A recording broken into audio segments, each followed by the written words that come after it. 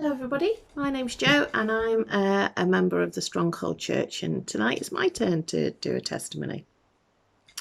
So my testimony starts off as a young child, born to parents who were both Christian. My dad was a church warden at Coatbrook Church, and that's the church that we attended, which was a very small little church.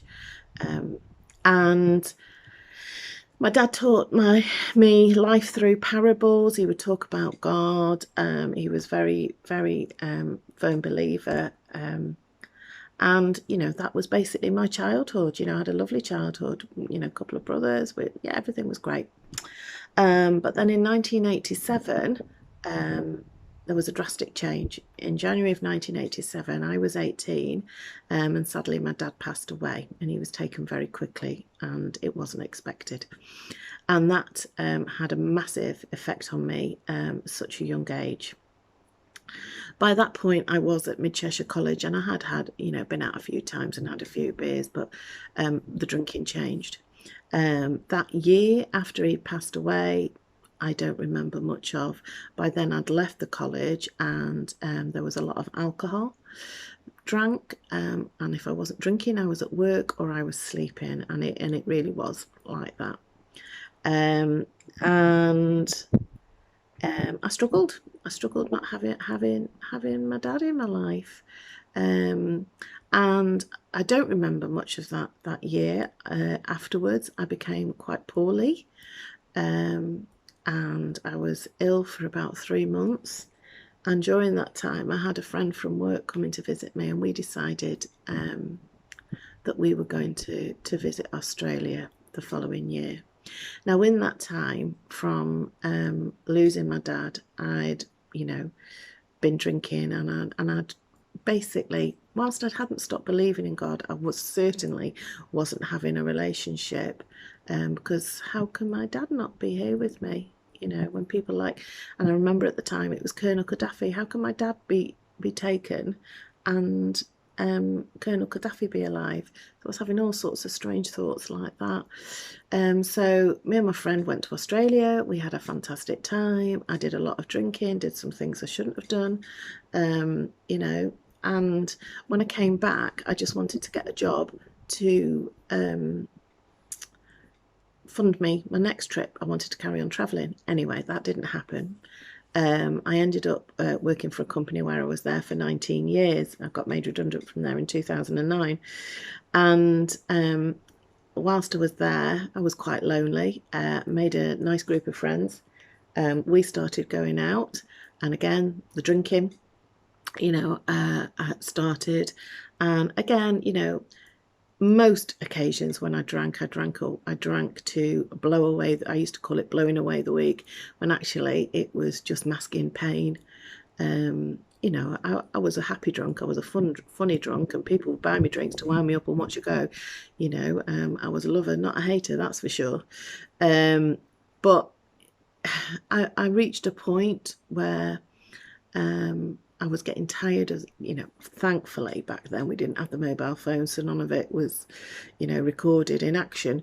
But I was getting tired of waking up the next day and thinking, oh, I'd said this or I'd done that. And then the phone calls would start, oh, Jo, you did this, oh, Jo, you did that. And you know what? I was getting embarrassed and ashamed of what I was doing with my life.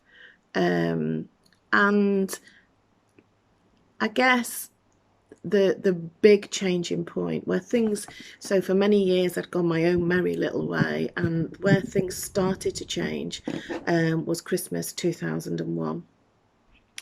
I think that was the year. I'd been on a works Christmas do, been drinking all day, from midday till goodness knows what time. And I was living on my own. I bought my own house by then, and I was still being sick by 6:30 the next day. Might be a bit too much information, but that was the turning point, because it frightened me, because I lived on my own. And when I thought about it, I thought, you know what, this is really dangerous. And like I say, I was getting ashamed of behaving like that as a grown woman. I was thinking, this can't be right for life. So I started sorting myself out. Anyway, met Wayne. We got married in 2000. We met in the beginning of 2002. We got married at the end of 2005. No, 2003. And then in October 2005, our little Jamesy Bulbrook came along. And that was a massive changing point, which it is for most people, isn't it? Let's face it, becoming a parent. But it was like I'd taken one pair of glasses off for my old life and then putting another pair of mummy glasses on. And suddenly things that I hadn't considered that were an issue were suddenly like big highlights to me. And I remember when James was 6 months old, one of the things I was considering was God. I wanted him to know God. I wanted him to be brought up to know God, like I was. And when he was 6 months old, I found our local church and I started going to some groups there. We did start going to church once a month to the all-age service, and that carried on for a few years. James was baptised. We had a blessing on our marriage, and you know we carried on. But after a period of time, I don't know how long, we stopped going. I can't actually tell you why, but we stopped going. And I'd been asked to go by Sarah Jones to go to the Alpha course at the Stronghold, and I was quite nervous of walking in the building, to be honest, and I was a bit scared with, you know, like, all these men are quite passionate, aren't they? Mike, Rich, you know, it's like, never really experienced anything like it myself, to be honest, in a church, but enjoyed the course. And then Wayne was asked to do the course. He went along and he really enjoyed it, but we still weren't going to the church. Then Wayne got asked to do the oh no, we'd been to the church once by this point, but we thought, oh no, it's too loud and people are shouting and it's far too lively, and a live band, oh my goodness me, it's noisy. Goof, blimey, this is not what church is about. So then Wayne got asked to do the Alpha Male course and he was really enjoying it. And we decided, so this is 5 years ago now, we decided, you know, because we weren't going to church, we weren't doing anything, but we still believed in God. And but we weren't being fed. We weren't getting any satisfaction. We needed to be around, you know, people who could help us with this. So we decided that we would commit to going to the Stronghold 4 Sundays in a row, as opposed to once a month as we used to. And that was 5 years ago. And the Stronghold is a very different church, yeah, it is, to what I was used to. And it took a little bit of acclimatising to. But you know what? I'm so grateful that we found it, because I now, and I'm still on a journey. Nothing's by no means finished. It'll never be finished, my relationship with God. But I found what a real relationship with God is. You know, how I used to run to my dad, as a little girl, you know, is now what I try and do with God. You know, God's my comforter. He's my fixer. He's you know, he loves me, and he's everything that I need, as long as I'm listening and you know, to what he's telling me. But the biggest difference for me in the Stronghold was I learned what the Holy Spirit was, and that has been a massive change to my life. Who the Holy Spirit is, and what the Holy Spirit is in my life. And now life's so different. I don't always get it right. Please don't, you know, just because you've become a born again Christian and given your life to God and been baptized, you know, you still have your free will. I still get things wrong, you know, but I can always, you know, ask for forgiveness from God when I'm praying.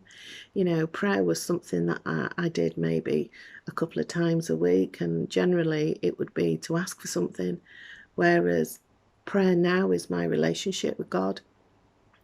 It's me talking to him, like I would anybody, and it's about thanking him for things in my life, and talking to him and listening to him, because he does talk to you. We just need to have our God ears open to hear him. And it's taken many years for me to get where I am. And I'm still got a long, like I say, I've still got a long, long way to go. But I genuinely wouldn't be without, God, Jesus, and the Holy Spirit in my life, and being a member of the Stronghold Church. Nothing's perfect. We're not God, we're not Jesus. Nothing's perfect, and I do some things I shouldn't do, and think some things I shouldn't do, and say some things I shouldn't do. But I can always say I'm sorry, and as long as I keep listening, and as long as I keep talking, and as long as I keep my relationship with God, I'll continue to live a better life with him. And I pray now. When I wake up in the mornings, I might pray a couple of times a day. And when I say I pray, it's just like when I'm driving, I pray a lot, actually. And I don't have my eyes closed, obviously, because I'm driving. But I just have a conversation. For me, that's prayer. It's a conversation. I'm just telling God what I'm thinking, what I'm feeling, and I'm asking questions, and I'm listening. And I wouldn't be without him. So I'm grateful to my parents who introduced me to God, and I've found my own way. I've gone my own way a lot of the time in my life, but that's getting better, and I'll continue to on that journey of getting closer to God and being with him, and one day I'll be in heaven with him. So if anybody wants to ask any more, because there's a lot more to it than that, as it is with everybody's testimonies, please don't hesitate to contact me and ask me any questions. And thanks for listening. God bless. Take care, everybody. Bye-bye.